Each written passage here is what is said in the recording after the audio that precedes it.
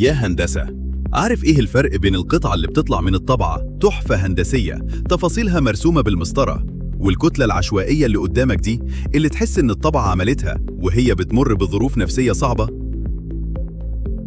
الفرق مش في تمن المكنة ولا في نوع البراند، الفرق بيبقى في حدود 1/10 ملم في معايرة السطح، وشوية فهم محترم للإجهادات الحرارية اللي المادة بتمر بيها وهي بتتحول من الحالة السائلة للصلبة.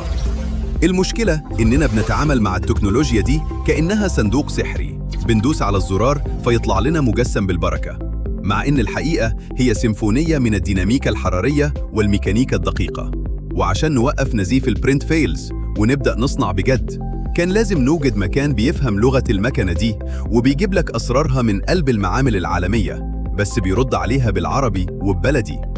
معاكم دكتور أحمد، ويلا بينا نفكك الحكاية في 3D بالعربي.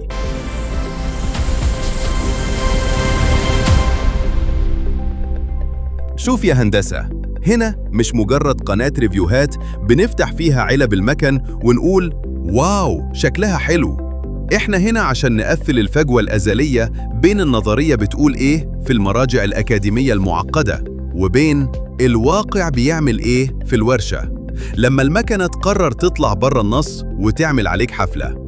هقولك مثلا إن مصطلح زي الكريستالينيتي أو درجة تبلور البلاستيك مش مجرد كلمة صعبة نرخم بيها على الطلاب في الامتحانات، دي بالتحديد التفصيلة اللي بتحدد هل الترس اللي انت طبعه هيعيش ويشغل مكنة وعمرك ما تسمع صوته، ولا هيتفرك في أول لفة كأنه بسكوت دايب في شاي.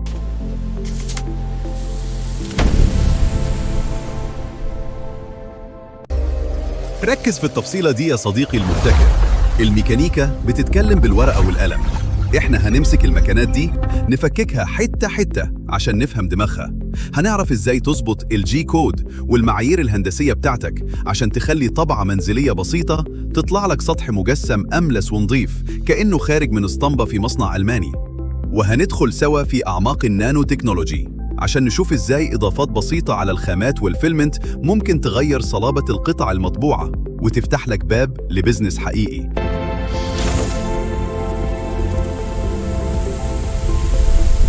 الحكاية لسه في أولها يا هندسة، والجي كود لسه فيه أسرار كتير وتحديات ميكانيكية ما اتقالتش.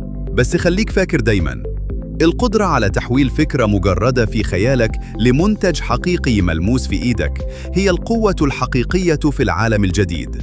العلم موجود والتنفيذ بيدك أنت. اشترك في القناة وراقب التفاصيل، ونتقابل الحلقة الجاية. سلام يا هندسة.